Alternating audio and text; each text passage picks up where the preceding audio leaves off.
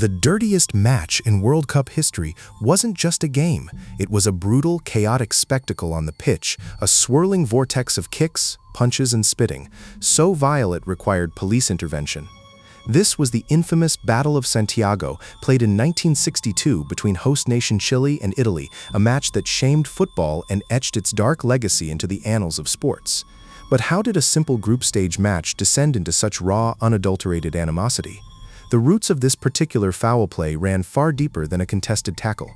Weeks before the tournament, Italian journalists had published scathing articles about Chile. One described Santiago as a dump where telephones don't work, taxis are as rare as faithful husbands, and a wire to Europe costs an eye and a leg. Another called the Chilean capital a picture of misery and malnutrition, ignorance and poverty.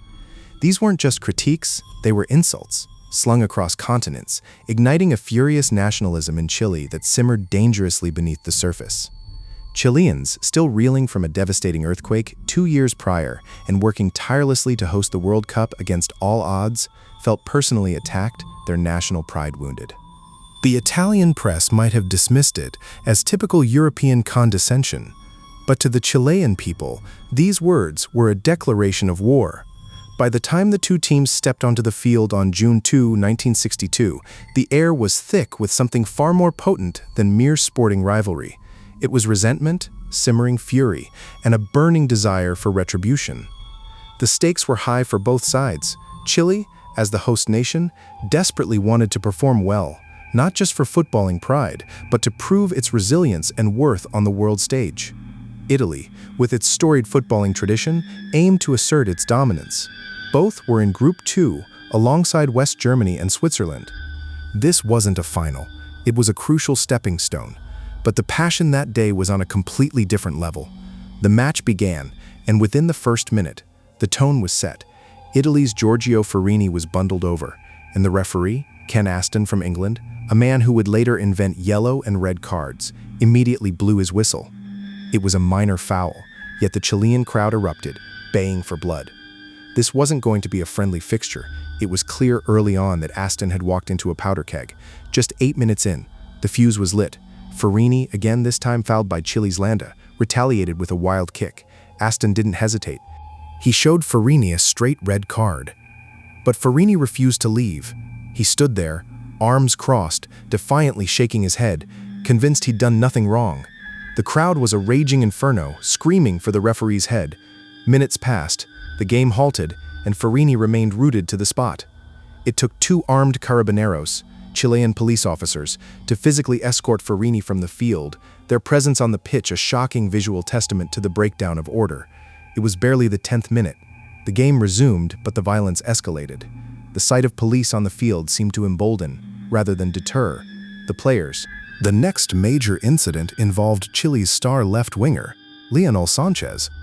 After being fouled, Sanchez retaliated with a brutal left hook to the face of Italy's Humberto Masciu, a punch that would have earned a lifetime ban in any boxing ring. Masciu crumpled to the ground, his nose clearly broken.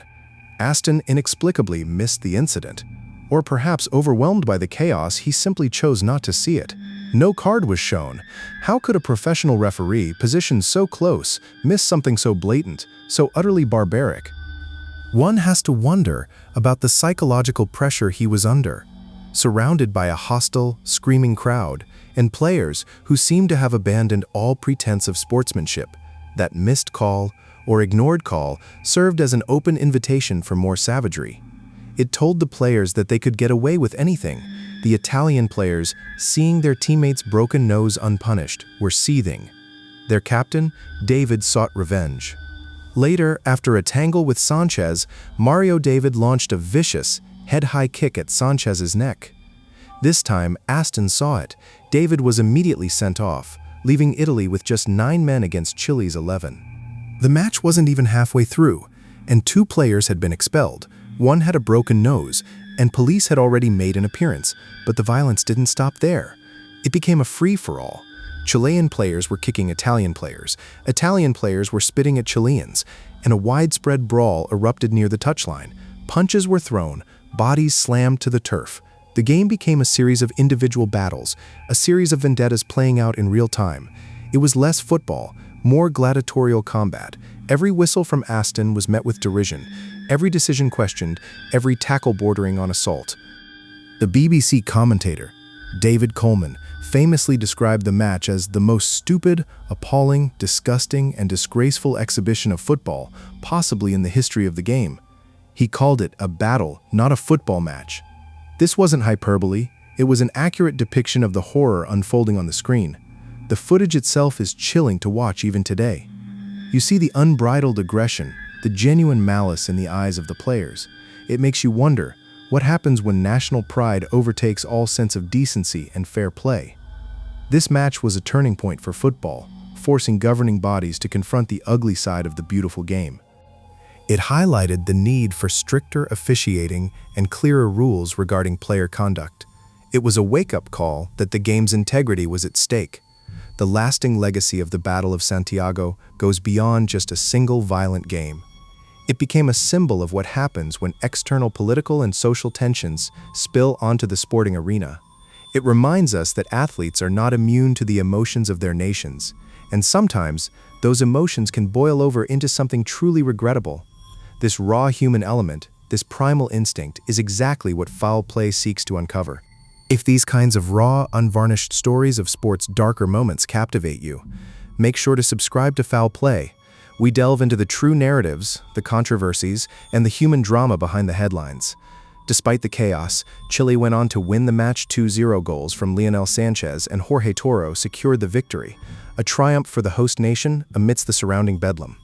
But the scoreline almost felt irrelevant. The victory was overshadowed by the sheer brutality. The referee, Ken Aston, later admitted that he felt completely overwhelmed. He struggled to maintain control, feeling like he needed an army to separate the players. He carried the experience with him, a deep frustration at the lack of clear communication and disciplinary tools. This feeling of helplessness eventually led him to a groundbreaking idea. The incident profoundly impacted Aston, leading directly to his innovations in refereeing. He realized the need for universally understood signals to communicate sanctions to both players and spectators. The sight of traffic lights on Kensington High Street sparked an idea: yellow for caution, red for stop. These simple color-coded cards, introduced in the 1970 World Cup, became an indelible part of football, a direct response to the kind of unmanageable chaos he witnessed that day in Santiago. Without that match, without that desperate need for order, perhaps the game would still be relying on verbal warnings and confusion. The Battle of Santiago also served as a stark reminder of the power of the media. Those inflammatory articles from the Italian press undoubtedly fueled the fire, turning a simple sporting encounter into a proxy war. It shows how words, even from afar, can ignite passions that spill over into physical confrontation, demonstrating the profound influence that narratives have on real-world events. In a world where information travels instantly, the responsibility of those reporting it becomes even more critical. Um mundo onde a informação viaja instantaneamente, a responsabilidade de quem reporta se torna ainda mais crítica. Não só a dos grandes veículos, mas a de cada de nós, que hoje tem o poder de amplificar ou distorcer narrativas com clique. A Batalha de Santiago é eco visceral de como a palavra pode, sim, se tornar punho. Ela nos força a confrontar uma verdade desconfortável. O esporte, em sua essência, é uma forma ritualizada de guerra. Removemos as espadas, mas a ânsia pela vitória, a tribalidade, a explosão de paixões humanas, tudo isso permanece. E quando a linha entre o ritual e a realidade se esvai, o que sobra é o caos. Essa partida não foi apenas incidente isolado. Ela se tornou mito. Ponto de virada que obrigou o futebol a olhar para si mesmo e questionar o que ele realmente queria ser. Queria ser espetáculo de táticas e talento, ou uma arena para o embrutecimento. A resposta levou décadas para ser totalmente absorvida, mas a semente da mudança foi plantada ali, naquele gramado chileno. Foi uma lição dolorosa sobre o que acontece quando a honra e o controle se perdem. Os jogadores, os árbitros, as federações, todos foram forçados a uma introspecção profunda, reavaliando a própria estrutura que sustentava o jogo mais popular do planeta. Você já se perguntou o que leva um atleta, um profissional, a perder completamente o controle dessa forma? Não é apenas a pressão da partida, mas a soma de pequenos deslizes, de provocações que se acumulam e de uma cultura que, por vezes, glorifica uma certa dose de agressividade.